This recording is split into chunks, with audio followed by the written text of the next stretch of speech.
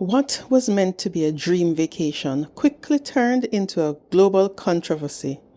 A luxury cruise, hundreds of passengers, and a route through some of the world's most historic destinations.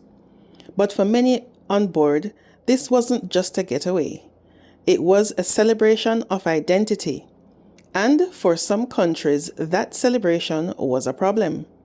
This is the story of a 2S LGBTQ plus cruise that was denied entry into Turkey and Egypt, and what it reveals about the world we live in today.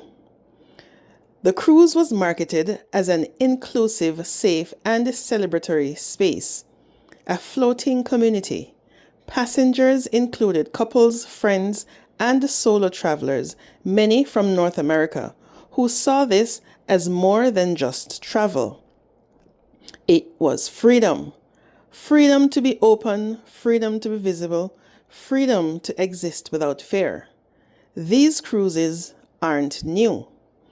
LGBTQ plus travel has grown into a multi-billion-dollar industry with specialized tours designed to provide safety in a world where acceptance is uneven. But here's the reality most travelers don't fully think through. The ship may feel safe, but the world outside still operates by very different rules. As the cruise approached ports in Turkey and Egypt, something unexpected happened. Authorities denied entry. No docking, no disembarking.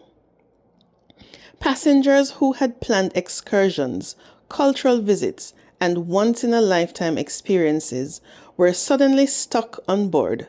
Confusion spread quickly. Why? There was no storm, no mechanical issue, no safety emergency. Instead, the reason pointed to something far more complex. And let's get grounded in facts because this is where things get uncomfortable. Homosexuality is not illegal in Turkey, but that doesn't mean it's accepted. In recent years, pride parades have been banned or heavily policed. Public LGBTQ plus expression has been restricted. Government rhetoric has grown increasingly hostile. So while there's no outright criminalization, there is clear institutional pressure and social tension. Egypt is a different story. There are no explicit anti-LGBTQ laws, but authorities use vague laws like debauchery, immorality to arrest and prosecute LGBTQ individuals. Human rights organizations, including Human Rights Watch, have documented arrests for social media posts, surveillance of LGBTQ individuals, entrapment through dating apps. So while the law isn't direct, the enforcement is very real. Now here's the key question. Was this discrimination or sovereignty? Countries have the legal right to control their borders. They can deny entry to individuals, groups, or even entire ships. But when the decision appears tied to identity, it becomes a human rights issue. And let's be honest, this wasn't just a cruise ship. It was a visible LGBTQ plus space, and visibility, depending on where you are in the world, can be seen as celebration or provocation. And that tension is what triggered this situation. Now, this is where things get complicated. Internationally, LGBTQ plus rights are recognized by organizations like the United Nations as part of a broader human rights protections. But there is no universal enforcement mechanism. Every country decides what is legal, what is tolerated, what is punishable. So travelers often assume their rights travel with them. They don't. And this cruise exposed that gap very publicly. Now let's strip away emotion for a second. Here are the uncomfortable truths. Not every country is safe for LGBTQ travelers. Visibility can increase risk. Tourism does not override local laws, and cultural acceptance does not equal protection. And here's where I'm going to challenge you. Was this trip poorly planned?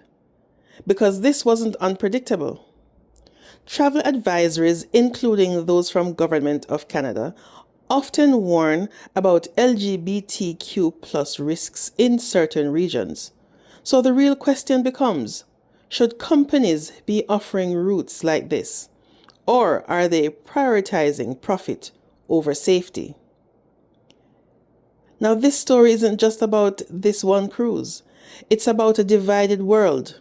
On one side, countries expanding LGBTQ plus rights, pride celebrations, and legal protections. But on the other, there are crackdowns, criminalization, and silence. And in between, travelers trying to navigate both. Now, this cruise didn't just hit a closed port. It hit a reality many people try to ignore. The world is not moving at the same pace. And freedom, depending on where you are, can still come with boundaries.